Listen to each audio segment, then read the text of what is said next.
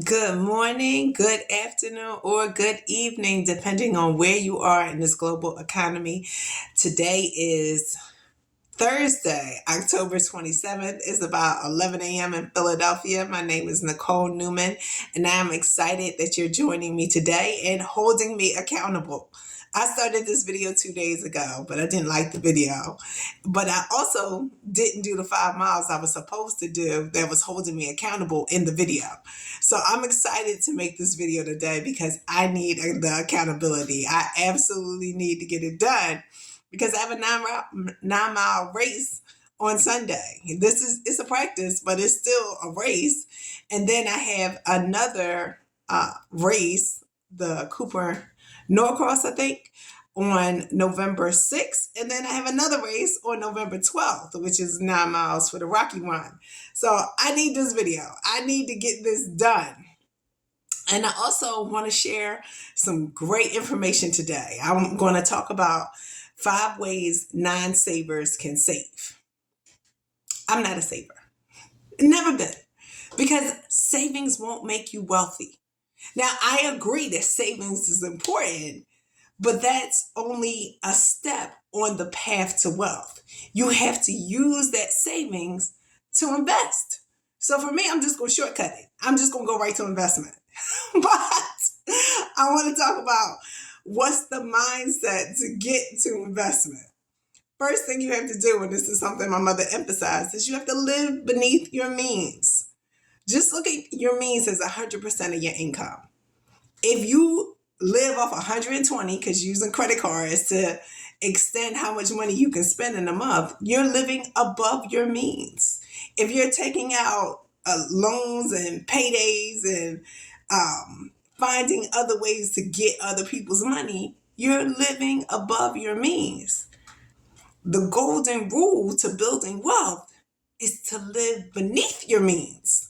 Now, I grew up doing that. So when I started getting money, I kind of lost balance and now I'm back to where I need to be.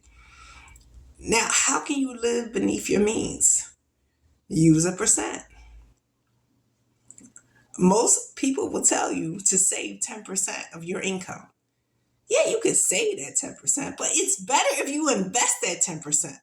And the difference between savings and investment is the risk. Savings means you're going to make more money. It might not be a lot more money, but you're going to make more money. But if you make more money, let's just say the savings rate is 2%, and inflation eats that because inflation is 7%, then you're really losing money. So I'd rather take the risk and invest. You can invest in people and products. Parenting is investing in people. So we've been investing for a long time. You just take that same concept with your money. So instead of saving 10%, invest 10%. Invest 10% in you. You can invest in yourself. And these videos are part of your investment in yourself. Using time to gain other people's knowledge and learn from their mistakes. And that's what I'm hoping that we're doing with these videos. So let's invest 10%. Let's give 10%. And then we can live off of 80% of our means. If we can do that, then we're on the path to wealth.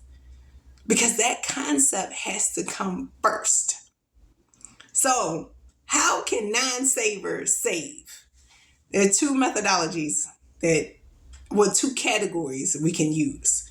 One are savings from work. You get paid every week, every 2 weeks, twice a month. There are automatic savings buckets in those paychecks.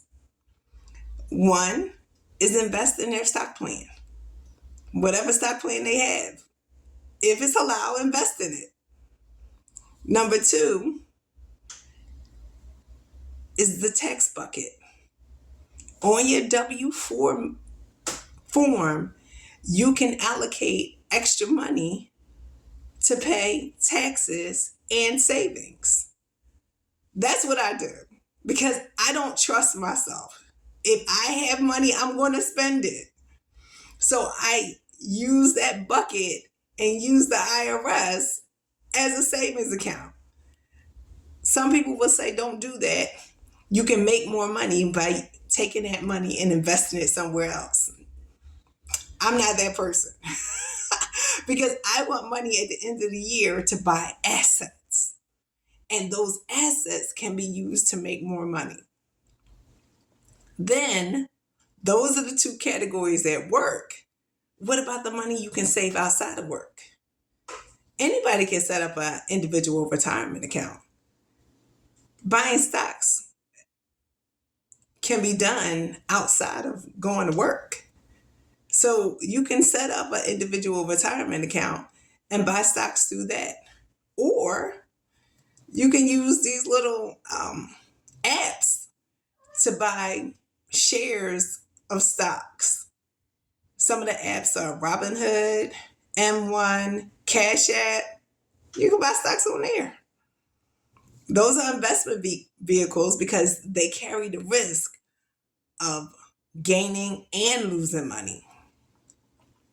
For me, I have an emergency fund, but I call it a hodge fund because most people use the emergency fund incorrectly.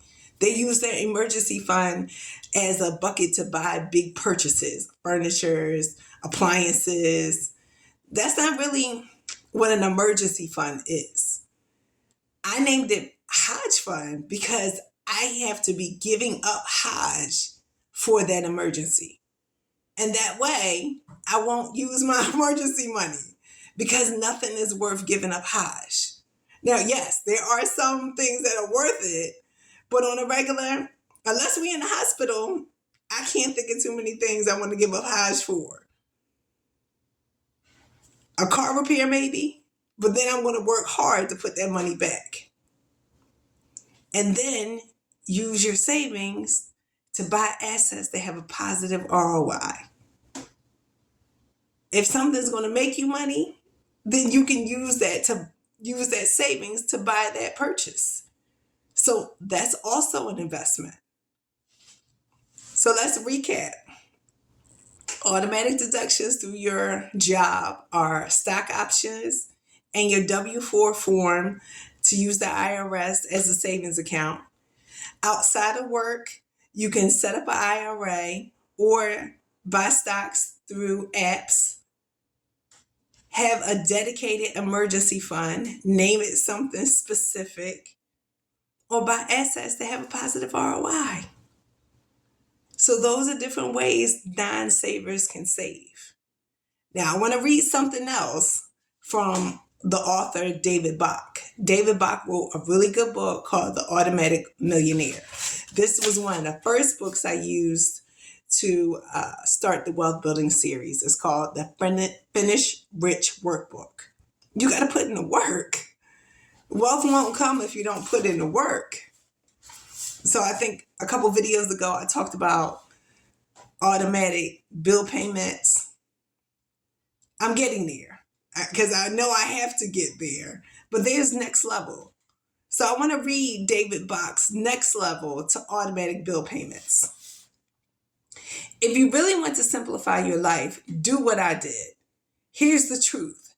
Paying your bills and keeping track of your expenses, net worth, and assets can be a pain in the butt. I personally hate these housekeeping chores. Fortunately, I found ways to make them less tedious. What follows is my tried and true advice on how to handle these important but annoying financial tasks. I guarantee these suggestions will make your life significantly easier. Suggestion number 1, pay your bills online. I pay all my bills, both personal and business, online. Specifically, I use what is called an online bill presentment company. What this means is that rather than showing up in my mailbox, my bills are sent directly to the presentment company. When they arrive, the company notifies me by email and posts them on a secure website. Then I can go online and pay them with a click of my mouse. It literally takes me 5 minutes a month to pay my personal bills and maybe 10 minutes a month to pay my corporate bills. This same process used to take me 5 to 10 hours a month when I did things the old fashioned way by writing checks. I've been using this system for 2 years now, and here's why I love it. Once it's set up, it's a breeze to use and saves times. I don't receive bills at home, so I don't have to open them and organize them every day. There are no change of address worries.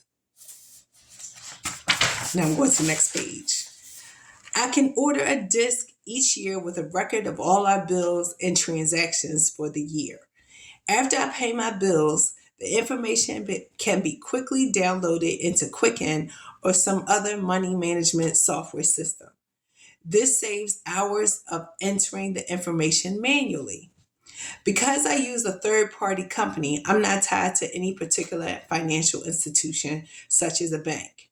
If I pay my bills online through my bank and then wanted to change bank, I would have to redirect every single bill. See, that's third party. That's next level, not third party. That's next level because he's using a third party system. So he has an in between for the bank. And that's what I'm trying to avoid because I don't want any overdraft fees or any opportunity for overdraft fees. So I'll keep you posted on how we move to the next level on financial management. Thank you for joining me. Talk to you later. Bye-bye.